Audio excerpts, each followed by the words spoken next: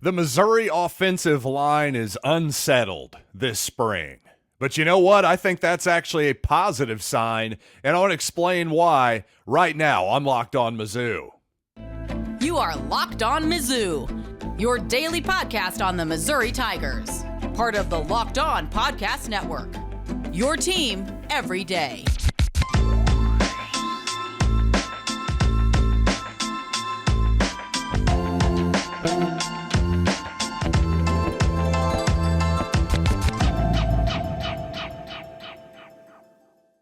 Hey, all you true sons and daughters, I'm John Miller, your Mizzou mafioso, and a guy who likes to say Merry Christmas, Happy Hanukkah, and yes, today, Happy Ramadan out to all of you who celebrate. We're a big old tent here at the Locked On Mizzou podcast. Well, except for KU fans, of course. They need to go pound sand and be exposed to the elements on the outside. But you know what, before we start today's show, let me remind you that it is brought to you by Game Time. Download the Game Time app, create an account, and use code LOCKEDON for $20 off your first purchase.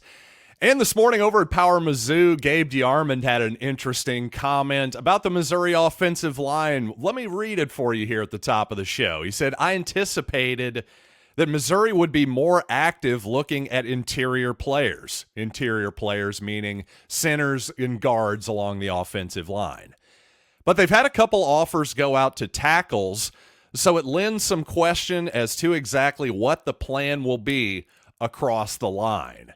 Well, I'll say this, ever since Oklahoma transfer Kaden Green decided to take his talents to Columbia, I think the assumption has been, and understandably so, that he was going to fill Javon Foster's spot at left tackle. And really this whole time I've thought, hey, that makes a lot of sense, but to me, that's not a foregone conclusion. If you look at Green's snap counts last year as a Sooner, well, as a true freshman, he played 85-90% of his snaps last year at left guard. And by all indications, Green did not come to Missouri simply to play tackle. He came to Missouri because, well, apparently he wants to be at Missouri. I know this may come as a shock to some Oklahoma fans out there. Yes, NIL was a factor, ladies and gentlemen, but to all the Sooner fans out there who are acting like Missouri tripled their offer or something like that, well, hey, cry about being poor a little bit more. That's all I can say to all the Oklahoma fans out there.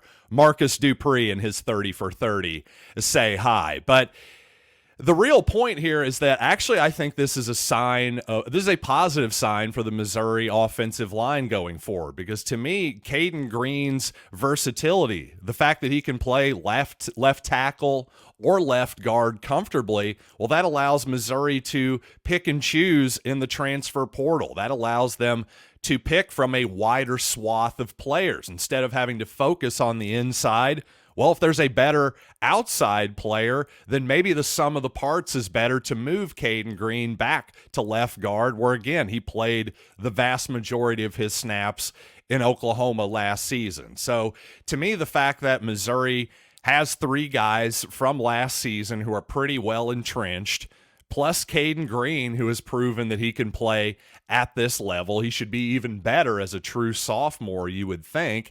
Well, that just leaves you one spot there, and you've got talented guys behind there. Logan Reichert, a sophomore who obviously was he's a massive young man and a massive talent as well, coming out of Raytown, Missouri, and various other guys that definitely have the ability to play that spot as well. So the point is, I think this is all a positive sign that Missouri is going to be just fine along the offensive line. I think Brandon Jones deserves a lot of benefit of the doubt after what he did after a short offseason for him, by the way, as well. Not exactly the perfect time for him to be hired as a new offensive line coach. Really impressive to see what he did last season. I'm really looking forward to see what he can do with this group coming up again. And if you missed Sunday morning's edition of Locked On Mizzou, I started the program by talking about Drew Pyne, the former Notre Dame and Arizona State quarterback who entered the transfer portal. I was thinking, man, this is a really good target for Missouri. about as good of a target as you could expect. Well, it wasn't an hour later when my podcast posted that it was announced officially Drew Pyne is committing to Missouri, and he is your next Missouri quarterback. Now, obviously not your next Missouri starting quarterback in 2024, as everybody around the country knows.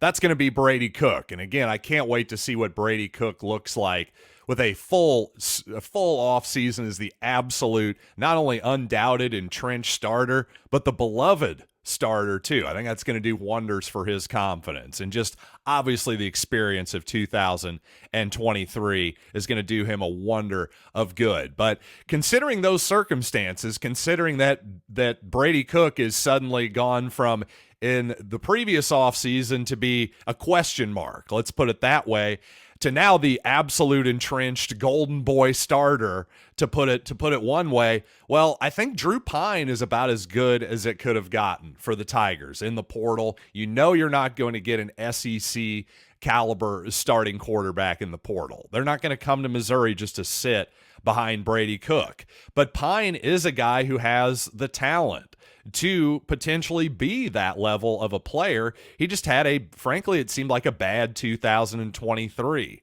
for whatever reason, partially certainly due to injury. Maybe that is the lion's share of the reason why Pyne did struggle after transferring from Notre Dame to Arizona State. I would also frankly have to dive a little bit more deeply into the reasons why he transferred from Notre Dame in the first place, because just on paper alone, really Pyne had a fairly impressive 2022 with the Fighting Irish, winning 8 of his 10 starts. And by the way, his last start was a loss to USC where he threw for over 300 yards. So again, maybe that's them throwing a lot in garbage time.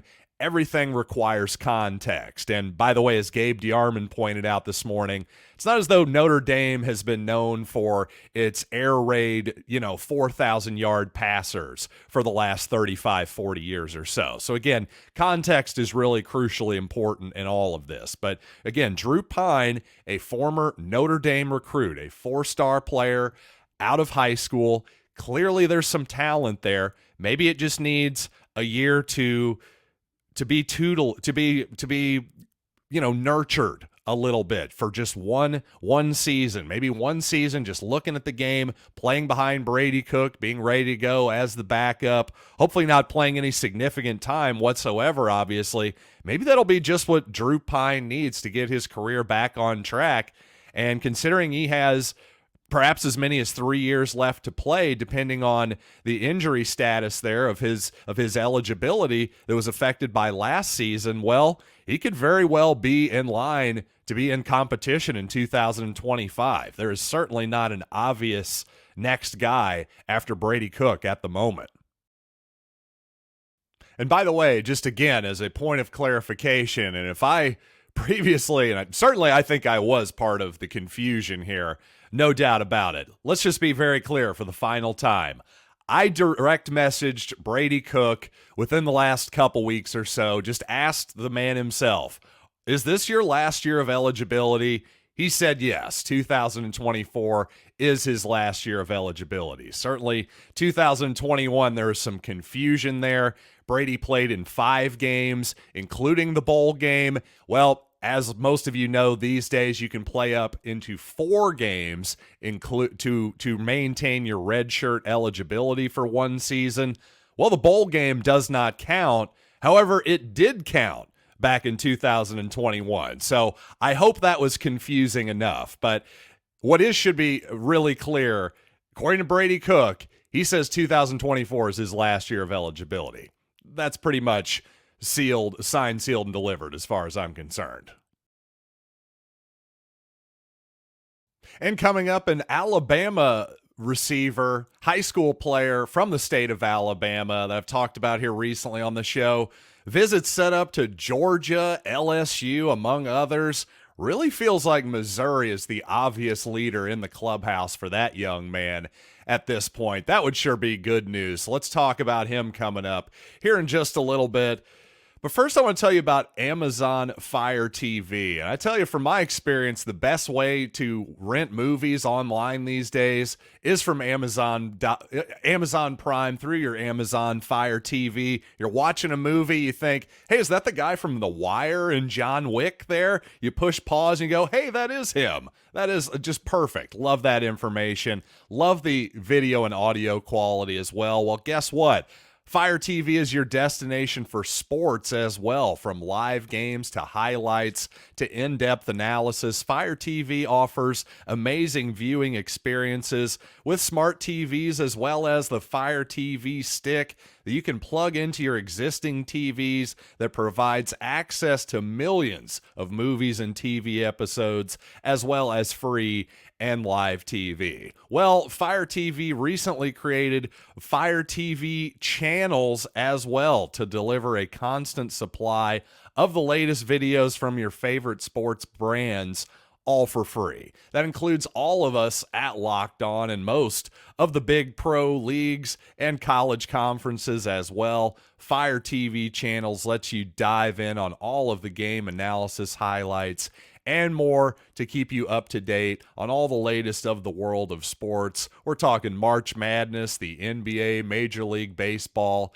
and more. So check out Fire TV channels on Fire TV and Alexa devices. If you haven't checked out Fire TV channels, you should. Just trust me on this. To learn more, visit Amazon.com/LockedOnFireTV.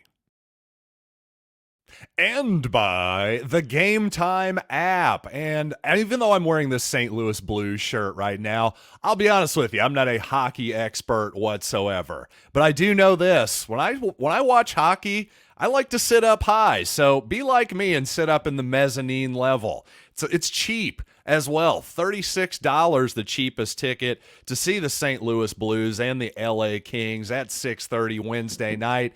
If you want a last-minute ticket, you of course got to check out the Game Time app. It's the easiest and fastest way to get killer last-minute deals, all-in prices, views from your seat.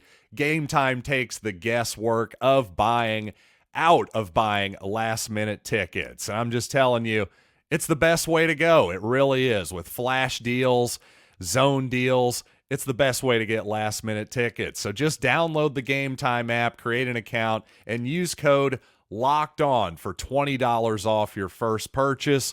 Terms apply. Again, create an account and redeem code LOCKEDON for $20 off. Download Game Time today. Last-minute tickets, lowest price, guaranteed.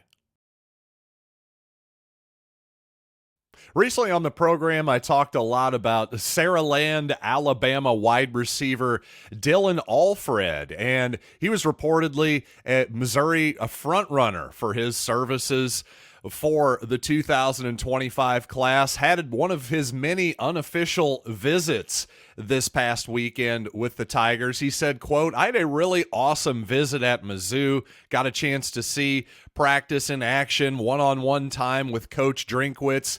Coach Peeler spent a lot of time showing me the offensive side, specifically with the wide receiver position, reviewing film and how Mizzou can get me to the next level. Boy, that's something all these high school guys think they can all get to the next level. If you're a 4-star and above, there's no doubt about that. Maybe even the lion's share of the 3-star guys too. But you know what? I can't blame him. If I were Dillon Alfred, I would think that too. You watch his high school film, an impressive young man, and again, 6A Alabama football, where Saraland, Texas is.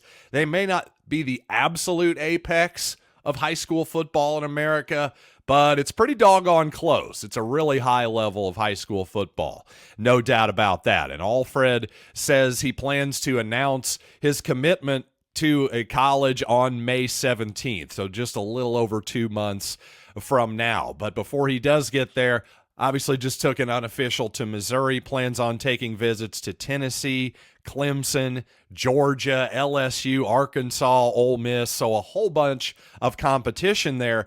But very notably, as of today, Missouri is his only official visit scheduled the weekend of June 7th through June 9th. So to me, that quote from Dillon Alfred, the revelation that Missouri is his only official visit, by the way, which is set after his announcement in May. To me, you start to connect all the dots here. It almost seems like Dillon Alfred and his commitment to Missouri seems inevitable. So we'll just have to wait and see what happens here in the next couple months.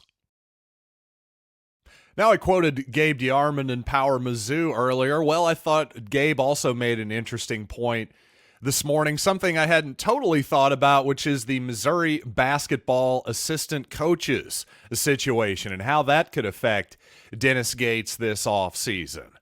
Well, here's the thing about the Missouri assistant coaches situation. When you go 0-18, a shakeup is not the craziest thing in the world, right? Especially, I've been as vocal of a critic this season of Dennis Gates and his defensive principles, especially this year, but heck, go back to last year as well. It wasn't much different. You had a different, better personnel for the style that his preferred style he was trying to play, but, to me, without being a broken record, I think Missouri could use a different idea defensively here. So let's start with the three guys that Gabe brought up here. First of all, Charlton Young, a.k.a. C.Y. Young. He is, well, obviously the main assistant to Dennis Gates. He's by far the most highly paid assistant on the Missouri staff. Him and Gates are incredibly close. He and Gates, I should say, are incredibly close.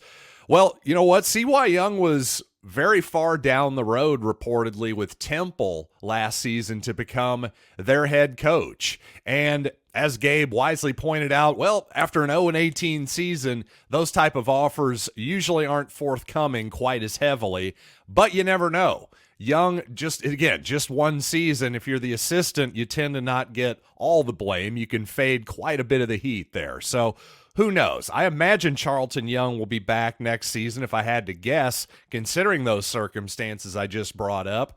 And also because of his close relationship with Gates, his proven mettle as a recruiter as well. I think he's the guy that you would obviously want to keep of anybody on the staff. And to bring up the obvious, well, Dickie Nutt, unfortunately, has been undergoing some cancer treatments recently. And although, as Gabe points out, his prognosis seems pretty optimistic at this point, which is great news. Obviously, we wish him all the best, without a doubt. And you just have to point out the obvious. The guy's battling cancer. He's 64 years old. Might he take a reduced role next season? Might he step away from coaching, at least temporarily? That's at least on the table. Again, hopefully Dickie Nutt is doing great health-wise. I think we can all agree with that. And then finally, there's Kyle Smith-Peters. Apparently, he's being mentioned as a candidate, maybe even as the lead candidate to be the head coach of the Southern Illinois Salukis.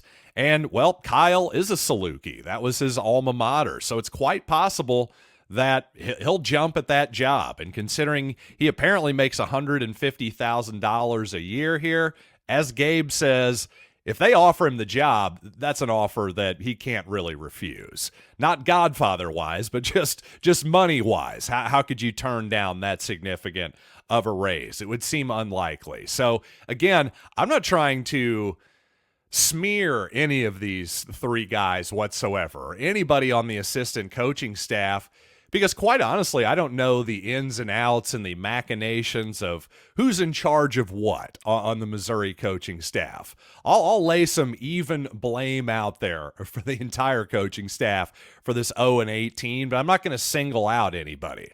I will say this, while this is going to be a challenge, if Dennis Gates has to replace 2, perhaps even 3 members of his assistant coach's staff this coming offseason, well, that's definitely going to be a challenge.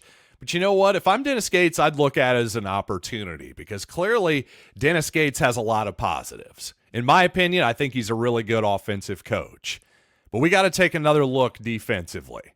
And I think if we can pair Dennis's offensive mind with just a little bit better of an idea defensively, we don't have to completely reinvent the wheel here, just a little bit better principles, I think that could make a massive difference for the Tigers in 24-25.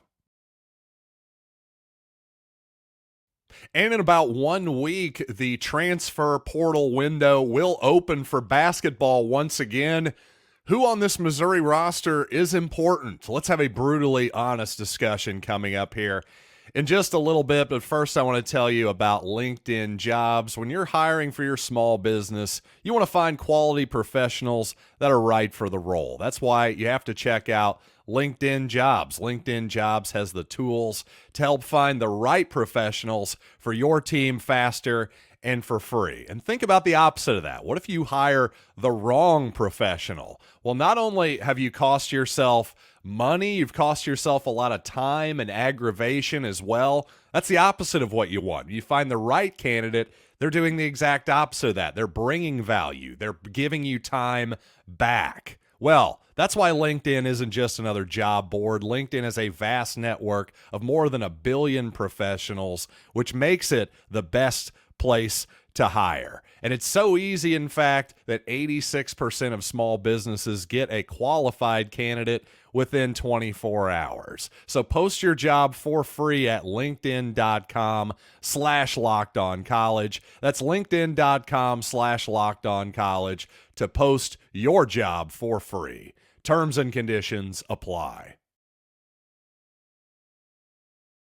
Now, when it comes to next season's Missouri basketball roster, here's what we know. We know these 4 players are finished. Sean East, Nick Honor, Noah Carter, and Connor Vanover are out of eligibility, without question. Now, Mabor Majak, he may or may not be back, but in reality, it doesn't actually matter because he's a walk-on player. Frankly, if we're counting on Mabor Majak to play significant minutes next season, it's all over. Something has gone horribly wrong once again. Now, the most obvious person that you want back is Tamar Bates. While he may have ran out of a little bit of his steam down the stretch, perhaps emotionally, maybe. I know I ran out of steam emotionally down the stretch with this team. But clearly Tamar Bates had the kind of season that you absolutely want him back for a senior season in Columbia. He was as good, if not better, than you could have possibly expected. I think this was pretty clearly his best season in college basketball. So, by the way, if you're Tamar Bates, while, yeah, it's a really disappointing year, obviously I'm sure he's bummed out how Missouri played this season, but he's balling out for Missouri too. Again, why transfer now? Keep it going. That would be my attitude if I were him. Hopefully that's what ends up happening. I think we all want Tamar Bates back. Now, the other 2 real question marks to me, really there's at least, well, let's start with these 2. A couple guys who I would put in the same category. Caleb Grill and John Tunjay. Now, don't get me wrong, I think you'd pick Grill at this point, but I don't even know how you fairly judge Tunjay this season. He just was injured from the start, never got anything going, ended up attempting 12 shots and 7 free throws on the season. Made all 7 of his free throws, by the way, and was 6 of 12 from the floor. So nice, efficient numbers there, 50% shooting and 100% from the free throw line. But in all seriousness, there's no way to judge him whatsoever. You almost just have to trust that Dennis Gates knew what he was talking about with John Tunjay. Because you know what? Caleb Grill, for all of the questions about Dennis Gates and his evaluations, the fair questions about Dennis Gates and his evaluations of the portal players this offseason, I think we pretty much got what we expected from Caleb Grill. His shooting got off to a tough start, but I think he would have been fine there. I really do. His last couple games, I think he was starting to find that stroke. And honestly, I would love to have Caleb Grill back next season. And all indications seem like that's pretty likely at this point. I think Tunjay, there's a decent chance he'll be back as well. Now, those are 3 guys that I think will be back for Missouri. Now, the decent chance anyway, if I had to guess today, there's 3 guys I think will be coming back. I think the rest of the roster is a real question mark. Because if you think about it, you got 5 freshmen coming in. I don't see any indication that any of them are wavering, by the way, if that's your question. And by the way, your options at this point, we're like 2 months away from the prom at this point. Options are relatively thin at this point. Sure, there are big-time teams that'll, as Dennis Gates has said, you can make room on your roster, and, there's creative ways for roster management these days. But at the same time, if you're one of those prospects, you're better off, in my opinion, going to Missouri or anywhere where you're currently going than versus, oh, now suddenly I'm going into a place where there's actually more competition for minutes. So I don't see any of those 5 freshmen wavering at this point. So you're basically sitting there with 8 guys already. So what do you do with the rest of these guys? Well, let's be brutally honest here. Caleb Brown has never really shown that he's an SEC basketball player. Let's start right there. Unfortunately, he was injured all this season. But we're 3 years into the Caleb Brown experience with no actual returns or dividends.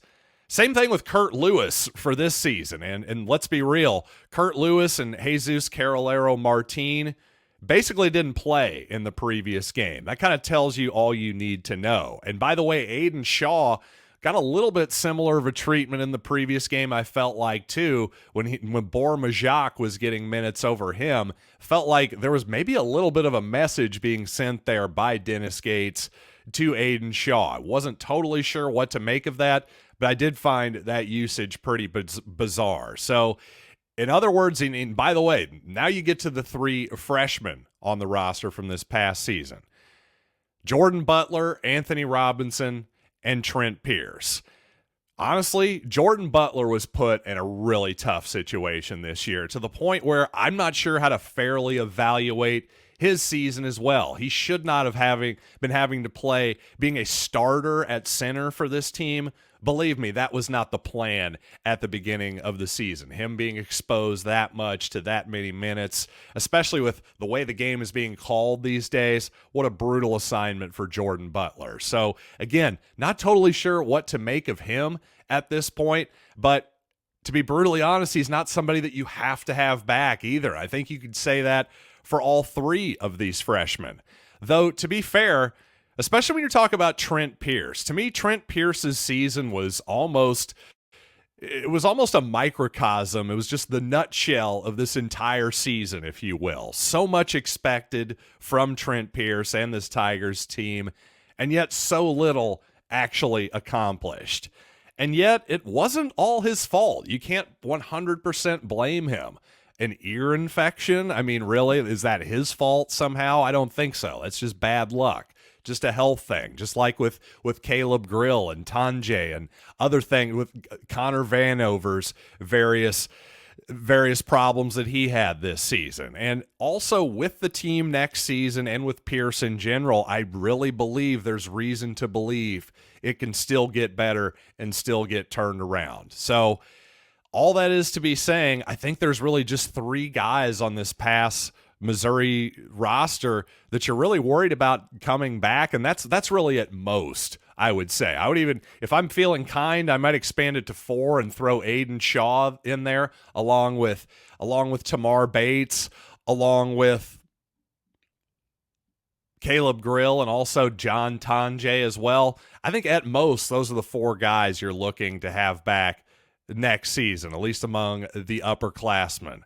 The 3 freshmen, Butler, Pierce, and Robinson, I'd be happy to have them back as well. But again, now you're talking about 7 guys, plus the 5 guys you're bringing in as freshmen. At a certain point, these numbers just do not work out. If you're wanting to bring in 2 to 3, maybe even 4 guys from the transfer portal to hopefully, buoy this team next season, well, there's going to be a lot of guys that are going to be on their way out, and some of them may disappoint some of us. But again, frankly, after 0-18, there isn't a single person that you absolutely have to have back. Remember, the one guy you wanted to have back in Dennis Gates' offseason, that would have been Trevin Brazil. How'd that work out for Arkansas so far? So again, don't get too married to one guy off of a bad team. That's all I'll have to say. But hey, thanks for being married to this podcast. Thanks for making Locked On Mizzou your first listen every day, and thanks for telling a fellow true son or daughter about the program. We are free and available wherever you get podcasts, including on YouTube, the SiriusXM app. Go to LockedOnMizzou.com for all your pertinent links. So until next time, I am John Miller, and thanks for listening to Locked On Mizzou.